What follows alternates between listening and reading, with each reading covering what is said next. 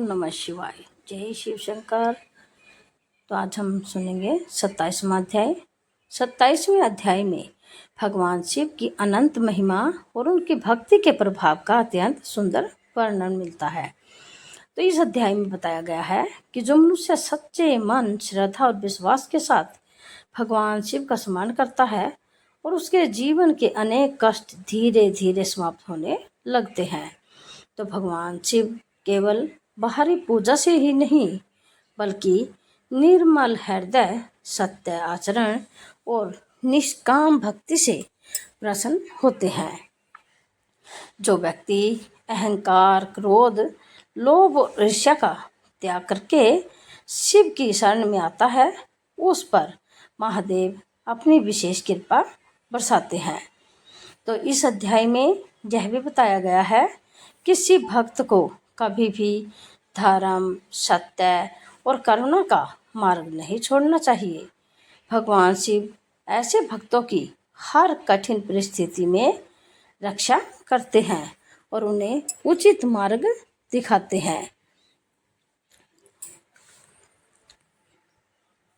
महादेव का नाम जप, विशेषकर ओम नमः शिवाय यानी कि पंचाक्षरी मंत्र मन को शुद्ध करता है और पापों का क्षय करता है और आत्मा को परम शांति प्रदान करता है।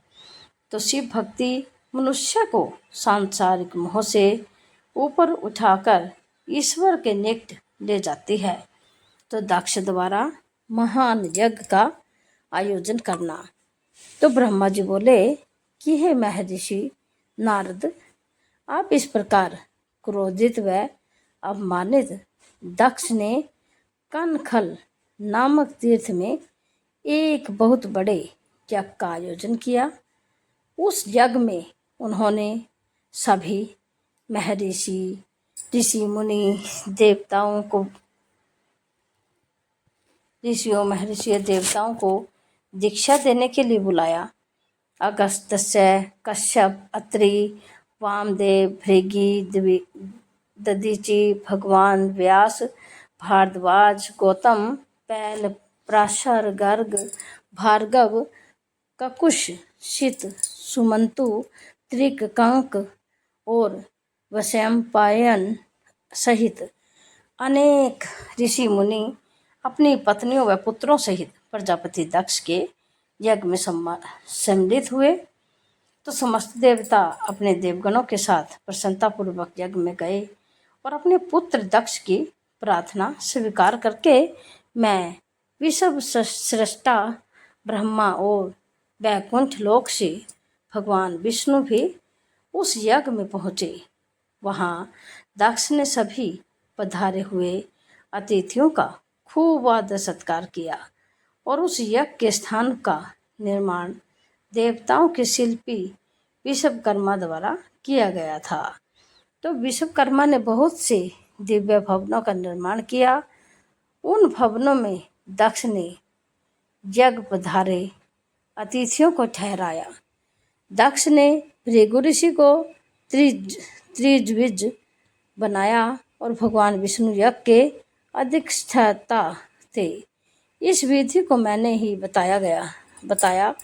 दक्ष सुंदर रूप धारण कर यज्ञ मंडल में उपस्थित था। उस महान यज्ञ में 88,000 ऋषि एक साथ हवन कर रहे थे। 64,000 देवऋषि मंत्रों का उच्चारण कर रहे थे और सभी सहित यज्ञ में पधारे थे। कौतुक और मंगलाचार कर दक्ष ने यज्ञ की दीक्षा ली, परंतु उस दुरात्मा दक्ष ने त्रिलोकीनाथ करुणानिधान भगवान शिव को यज्ञ के लिए निमंत्रण नहीं भेजा था, न ही अपनी पुत्री सती को ही बुलाया था। तो दक्ष अनुसार भगवान शिव कपालधारी है, इसलिए उन्हें यज्ञ में स्थान देना गलत है। सती भी शिवजी की पत्नी होने के कारण कंपाली भार्या हुई, अतः उन्हें भी बुलाना पूर्णतः अनुचित था। तो दक्ष का यज्ञ महोत्सव अत्यंत धूमधाम एवं हर्ष उल्लास से आरंभ हुआ। सभी ऋषि मुनि अपने अपने कार्य में संलग्न हो गए।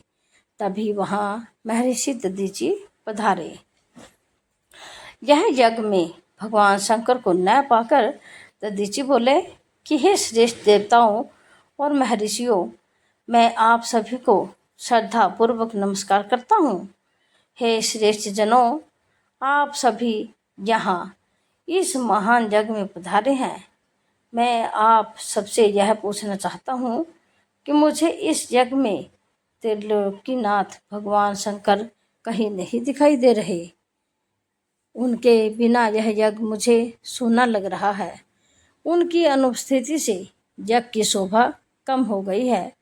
जैसा कि आप जानते हैं कि भगवान शिव की कृपा से सभी कार्य सिद्ध होते हैं। वे परम सिद्ध पुरुष नीलकंठधारी प्रभु शंकर यहाँ क्यों नहीं दिखाई दे रहे? तो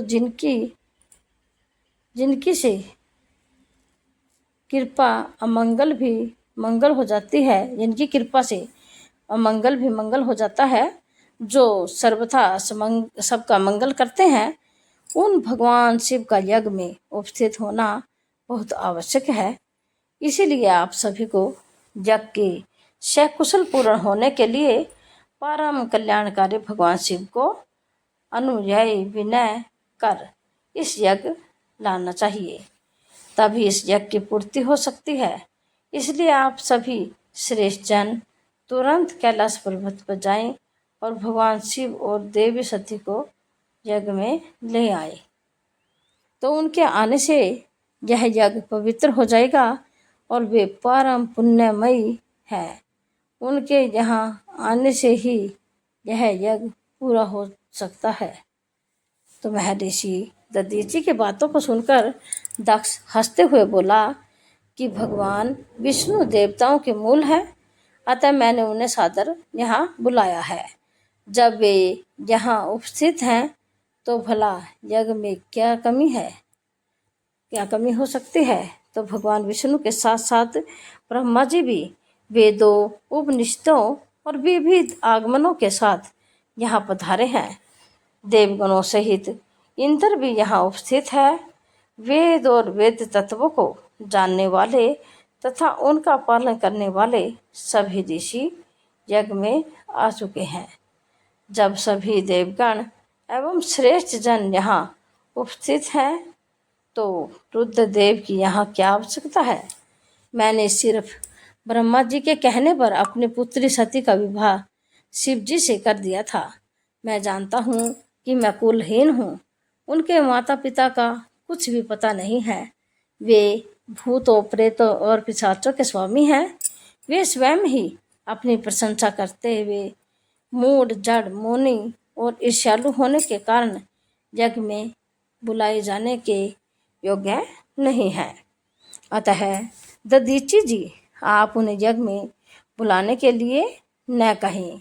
आप सब ऋषि मुनि मिलकर अपने सहयोग से मेरे जो ये यज्ञ है इसको सफल बनाए। तो दक्ष की बात सुनकर दधीचि मुनि बोले कि हे दक्ष, परम कल्याणकारी भगवान शिव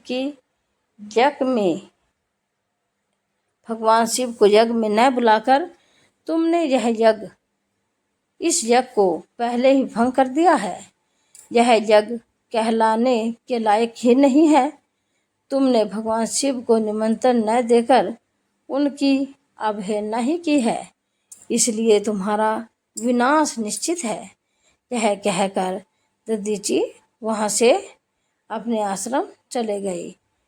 तो उनके पीछे पीछे भगवान शिव का अनुसरण करने वाले सभी ऋषि मुनि भी वहाँ से चले गए। तो दक्ष के समर्थकों ने यज्ञ छोड़कर गए ऋषि मुनियों के प्रति व्यंग्य भरे वचनों का प्रयोग किया। इस प्रकार प्रसन्न होकर दक्ष बोलने लगे कि यह बहुत अच्छी बात है कि मंद बुद्धि और मिथ्यावाद में लगे दुराचारी मनुष्य सभी इस यज्ञ का त्याग करके स्वयं ही चले जाएं। तो भगवान विष्णु और ब्रह्मा जी जो कि सभी वेदों के ज्ञाता हैं और वेद तत्वों के परिपूर्ण है। इस यज्ञ में उपस्थित हैं, ये ही मेरे यज्ञ को सफल बनाएंगे। तो ब्रह्मा जी बोले कि दक्ष की बातें सुनकर वे सभी माया से मोहित हो गए। सभी देवऋषि आदि देवताओं का पूजन करने लगे। तो इस प्रकार यज्ञ पुनः आरंभ हो गया।